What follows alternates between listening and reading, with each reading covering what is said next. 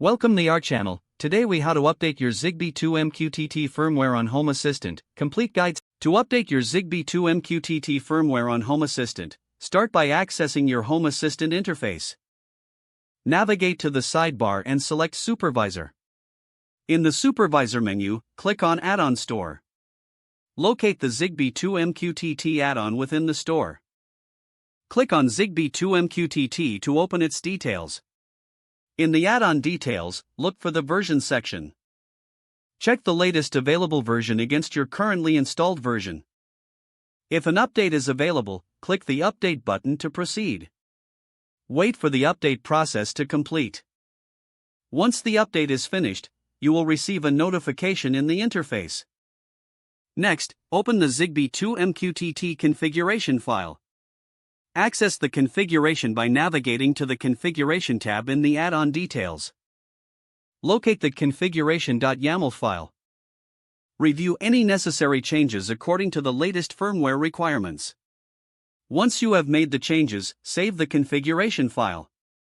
Return to the main add-on page and click on Start to restart Zigbee2MQTT. Monitor the logs to ensure there are no errors during the startup process. After a successful start, go back to your Home Assistant dashboard. Test your Zigbee devices to confirm they are functioning properly.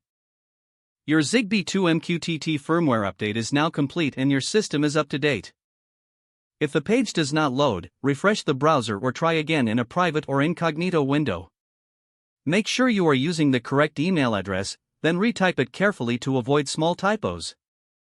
If your password is not accepted, use the reset option and create a new strong password you can remember.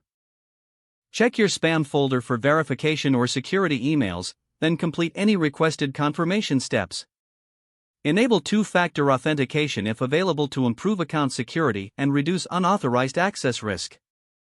After signing in, review your profile details so your contact information and settings are accurate and current. If you see an error message, note it down and try again after restarting your device and internet connection.